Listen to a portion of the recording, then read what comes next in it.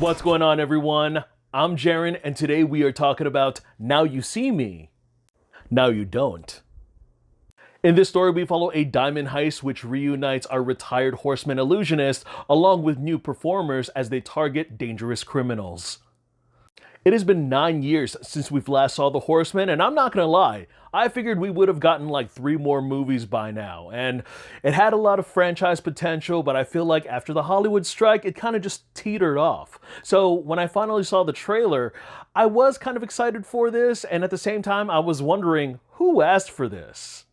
And amongst all the other sequels that we've been waiting for, wondering if we were going to get some kind of follow-up to, this one was the one that was ready to go?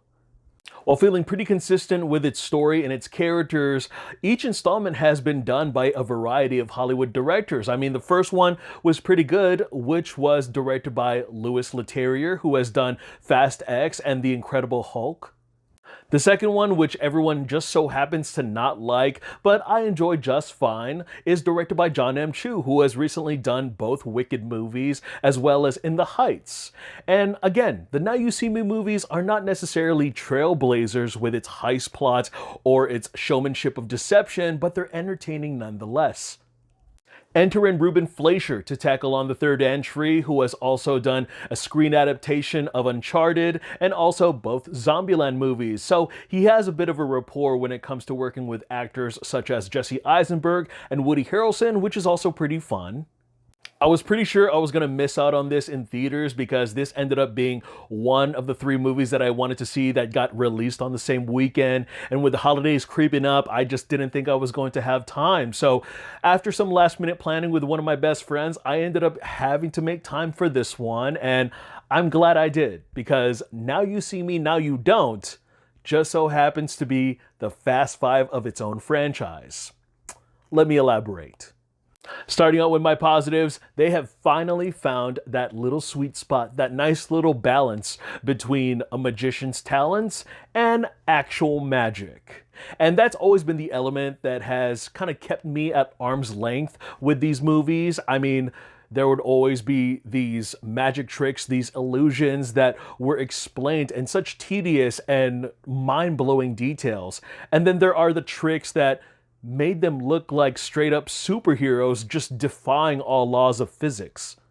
What they were able to achieve here felt more practical with flair, actually getting to break down a lot of the illusion and the manipulation without losing its audience, and also hoping that you would go along with everything that they're feeding you. But not to worry, not all of the tricks showed their sleeves. There was still a lot left to the imagination for it to run with its charm.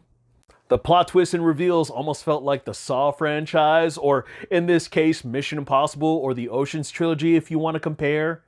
The cast ensemble is huge this time around, and I was a little worried that it was going to result into some over-bloating when it came to the narrative or the flow.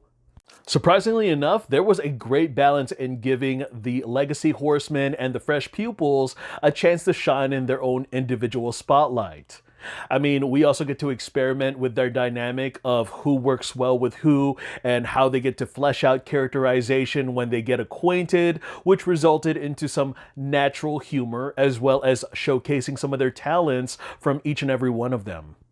Speaking of talent, let's talk about our huge ensemble cast, including our young newcomers, our potential horsemen played by Dominic Sessa, Justice Smith, and Ariana Greenblatt as our fun little trio. I was a little nervous at first that this was going to be some egotistical and insufferable pissing contest between the generations, and although a lot of that tongue-in-cheek attitude is still present, there is just enough to work with and really appreciate the team's camaraderie. Yes, I'm talking about that back and forth between Eisenberg and Sessa where their egos clash, but I was also happy that they had an opportunity to learn from one another. But also, I do have to mention the big standout of the film would have to be Justice Smith. I mean, he is always typecasted as the annoying side character in many mainstream movies, and I saw the TV Glow, and he is excellent in that movie. So the way that they get him to shine in this, I am just so happy that he was given a lot more to work with, and I very much admired his character. Jesse Eisenberg, Woody Harrelson, and Dave Franco have always been mainstays in this franchise, and I always love seeing them return. But the one horseman that I was just over the moon about, just ecstatic for them to make a comeback, and probably the main reason why I really wanted to see this particular installment, was Isla Fisher as Henley Reeves. I loved her character in the first movie, and I was sad that they didn't get to include her in the sequel, but they make her return just worth the price of admission here, and I just love that they got to revisit some of her old challenges, while she also gets to display some of her new tricks, and that really added a little bit of touch of suspense and some edge-of-your-seat fun.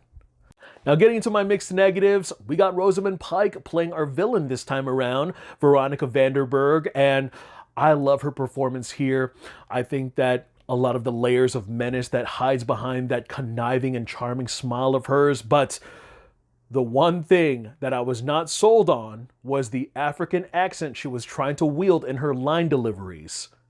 I would consistently hear her accent break, and it would completely take me out of the scenes where she was trying to have her moment. Even one of the other characters that was using the African accent to disguise their voices sounded more convincing than hers. Unlike the last two movies, I thought Morgan Freeman was severely underutilized for this particular entry.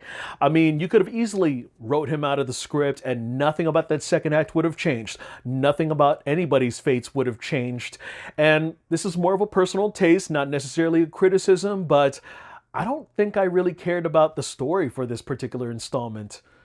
While this is a straightforward narrative with a few twists and turns, the Horsemen going up against an organization full of criminals just felt a little mediocre when you're trying to pitch it. But don't get me wrong, I would apply the same criticism if it were to come to Fast 5, because the idea of having the ensemble cast come together was a little more interesting to watch than who they were going up against and the MacGuffin that they were trying to obtain. Overall, this movie is going to have its fans, where this entry might be the best of the franchise or it might be the bottom of the entire three. Personally, I don't think that they're all perfect, but I do consider them to be all equally entertaining. I just so happen to like part 3 just a hair more than the first two. Now, if the studio wants to make more Now You See Me films with Fleischer, or even just grabbing the entire cast back together, please give us 3 more. Just one condition. Just never, ever, ever, ever bring back Woody Harrelson's fake twin brother ever again. Ever.